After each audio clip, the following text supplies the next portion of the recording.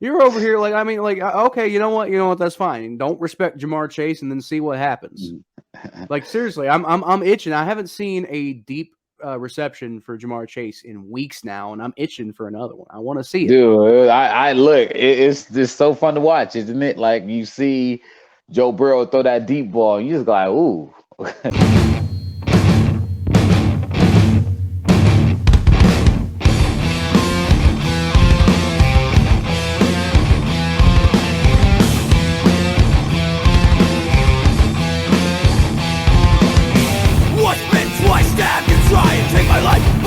Anyway, I am drinking an Avalanche Amber Ale because the Bengals are about to put an avalanche on the Pittsburgh Steelers this week. Yeah, we'll see. Tastes like victory. You already taste it. Can't wait. I like our chances this week. I really do like our chances. I really do too, honestly. And you know why, Thomas? Because I told you, Steelers week is huge. Really in Cincinnati, it's not quite the same as it used to be because they've just been kicking our asses for the longest time. And we've won the last 2 matchups, which is great. But before that, they won 11 straight or something against us. It was terrible. Ever since Jeremy Hill fumbled the ball, we just could not beat the Steelers to save our lives for just years. It was terrible. But I really like our chances this week, mainly because the Steelers have put up 30 points and over 30 points, 30 points or more once this year. And you know when that was? Was it against you guys? No, it was against the Chargers. It was this last game against the Chargers. I should have known that. Duh. They lost. If I don't, did you watch that game? I seen the after game highlights. Yes. Yeah. So the Chargers, so the Steelers ended up losing 41-37. So Yeah. it's okay, they put up 37 points. They had a pretty good offensive performance. Well, in reality, they really didn't, because Yeah, they were losing. those 27 of those points didn't come until it was starting to look like the game was kind of out of hand, and then the Steelers just kind of out of nowhere just flipped the switch in the fourth quarter. Yeah. And I think more realistically, the Chargers started choking and then only really kind of figured it out at the end. But the point being that the Steelers offense, I think, is still, despite the fact that they had that, they had kind of that explosion in the fourth quarter against the Chargers. Other than that, their offense was super suspect. Throughout that whole game, I thought the Chargers were going to run away with this game because the Steelers couldn't get anything done on offense. Yeah, and you know what's crazy about that? It's when I watched that game, I was just like, oh, this Steelers, they're coming back, but it just felt like the Chargers weren't closing out the game, and I think it more a reflection of how the downward direction that the Chargers are going, opposed to the upward connection that the Steelers are going. So I think the Steelers did not look good that last game.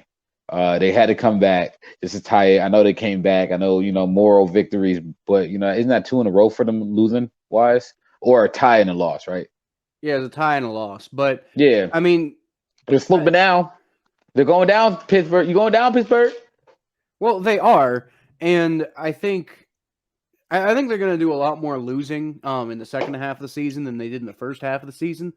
But as far as the Bengals go, the Bengals really have an opportunity here because the Steelers' offense heavily revolves around Najee Harris and the contributions that Najee Harris brings. Actually, when the Bengals played the Steelers the last game, the Bengals basically Najee Harris was the only person who was eating against the Bengals at all. Like pretty much all of the offensive production, or almost all of the offensive production, was coming from Najee Harris. And the Bengals actually did a really good job against him in the run. They held him to 2.9 yards per carry. The problem is, Ben Roethlisberger, when he was throwing the ball, was basically just checking down to Najee Harris over the time, like all over and over and over and over and over. And eventually Najee Harris racked up 120 something receiving yards as a result. But again, that's just because of the number of opportunities that he had. It wasn't so much because he was like doing a great job with those individual plays. And I mean, you saw that in the fact that the Steelers only put up 10 points in that game. Yeah. So I really feel like the Bengals, from an offensive perspective, the Steelers aren't really adding much. Now, defensively, yes, but from an offensive perspective, they're not really adding much that we didn't already see last time we played them. And I think the Bengals just match up really well against them. Yeah, I do too. I think so too. You know, the stadium, the jungle is going to be rocking on Sunday. Um, Joe Burrow, like you said, he's becoming a great manager of the offense. The team is winning on all phases, playing complimentary football. That game against the Oakland Raiders, or sorry, I always say that.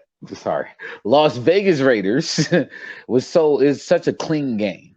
It was so smooth. The Bengals did everything they needed to do to win that game. They didn't make any mistakes. They played complimentary football. Aside from the one fumble, you had good plays. I just think that you guys are playing on an upward forward arrow while the Steelers are going down. They're on a slump. And I just think that you guys are trending the direction that's going to beat the Steelers. I just think your offense is going to be too much for them. I don't think that the Steelers offense is going to be able to score the necessary amount of points to outscore you guys. I don't think their defense can even keep up with you guys. I think that Jamar Chase, he's just going to break out again. He's ready. Y'all coming off that bye. Joe Burrow's looking good. This is a team that can beat you in so many ways. And Joe Mixon, how about him? He's having one of his best seasons. And like, you just got to be happy at the way he's running. He's running like he wants to be a champion. And I just love the way Joe Mixon is just playing. And I love what he's bringing to the table. He's showing everybody that he should be in the conversation for one of the best running backs in the NFL. Mm-hmm. I think so. But you know who I really want to see, like from a matchup perspective, you know who I really want to see, like what they can do in this game? Who? It's Jamar Chase. I want to see what Jamar Chase can do because Mike Tomlin was in his press conference, I think, I want to say on Monday, I think. But he was asked about the Bengals and asked a couple specific questions about the Bengals. And he basically said, like, you know, basically what he said was, you know, oh, well, every September there's a rookie wide receiver who, like, you know, catches the lead off guard and then kind of has a lot more production than they really are deserving of. And so I'm just kind of listening to this stuff. I'm just like, you know, you motherfucker. You're over here like, I mean, like, okay, you know what? That's fine. Don't respect Jamar Chase and then see what happens. Like, seriously, I'm itching. I haven't seen a deep reception for Jamar Chase in weeks now, and I'm itching for another one. I want to see it. Dude, I look, it's just so fun to watch, isn't it? Like, you see Joe Burrow throw that deep ball, and you just go like, ooh. Like, it's so nice to watch sometimes. And I mean, it almost happened a couple of times, but you know, obviously he missed the catch. Oh, he's gonna get against the Steelers. If he can do it against the Steelers, and he did, he had a pretty good game against them last time too. But I mean, if he can, like in Cincinnati, if he can have like a big giant pass from Joe Burrow in Cincinnati and make that happen, I'm telling you, this crowd's gonna go wild, and I'm gonna be there, and it's gonna be like a defining moment of my life as a Bengals fan. Okay, it's late in the season. It's a big season. Let's see what the weather in Cincinnati is going to be on Sunday. Weather. I'm actually kind of interested in that. Probably cold. I can imagine Cincinnati on Sunday. 42 degrees. Goody. 20% precipitation. Mostly sunny. So it won't be terrible weather. It doesn't precipitate. 13 mile per hour winds. I will say though, if it does precipitate, I feel like a weatherman. If for whatever reason it did snow, well, it wouldn't snow if it was 42 degrees. So if for whatever reason it does rain and there's like inclement weather conditions, that actually really plays out in the Bengals' favor because they're pretty good at running the ball, and the Steelers are, like I said earlier, they're really bad at blocking for the run. I can't remember. I can't remember if I actually mentioned. I think I was going to mention this stat, and I might have got kind of off track. But the Steelers, per Pro Football Focus, their run blocking is third worst in the NFL. I think it was like they graded out like a 53 or something in that range. So like not that Najee Harris isn't a good running back, but again, the Bengals held him to 2.9 yards per carry the last time they played him. So if it's going to have to be like a running oriented game because of inclement weather conditions, that really plays out in the Bengals' favor because Joe Mixon and the Bengals offensive line has been pretty efficient in run blocking this year. And Joe Mixon himself has been pretty good at getting going on the ground. So Joe I Mixon definitely better than Najee Harris. And actually, really, I mean, think about it from that perspective. What from an offensive perspective, who on the Steelers would you take over anybody on the Bengals? Literally anybody. There's not a single. I don't think there's a single person. Even like Chase Claypool, who's their number one wide receiver. I'd take Jamar Chase over him. No doubt. Exactly. No doubt. I'd take Joe Mixon over Najee Harris. You got better tight ends too. You got better tight end too.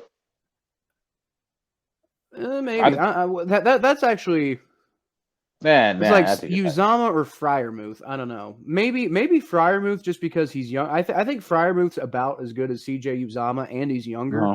So maybe I'd take Freiermuth over Uzama. But then again, as I wouldn't for the Bengals, right? Because like CJ Uzama means so much as a leader and as like a personality in that Bengals locker room that if you lost him and you replaced him with Pratt Freiermuth, that would probably have an overall negative impact on the Bengals locker room. And the Bengals don't really feature tight ends in their offense a whole lot. So it's like, you'd be gaining a lot of tight end talent, but at what cost? Yeah. So, I mean, I think that's the one you could make an argument for. But other than that, not really. I don't know who, their right guard is Kevin Dotson, right? And from what I understand, he hasn't been having a very good year. So, I mean, I can't think of anybody I'd take on the Steelers offense over who we have on the Bengals. Now on defense, it's a little bit of a different story, but I still don't think their defense has a lot of holes. So, I mean, it's not really going to matter. Like if TJ Watt plays, great, but I don't think it's going to matter because, you can just throw over top and be fine. They have basically no secondary. Especially if Joe Hayden doesn't play, which he might not. But their defense is inconsistent still. Yeah. Especially with Minka's out. Mm-hmm. He kind of defines that defense, but when he's out, like their defense is not the same. Mm-hmm. And their defense is very beatable. I think that Joe Burrow can beat that defense again. I think Joe Burrow can look even more confident against that defense. The Bengals haven't scored less than 30 points. They've only scored less than 30 points once in their last 4 games, and that was the game against the Browns that we're all very aware of.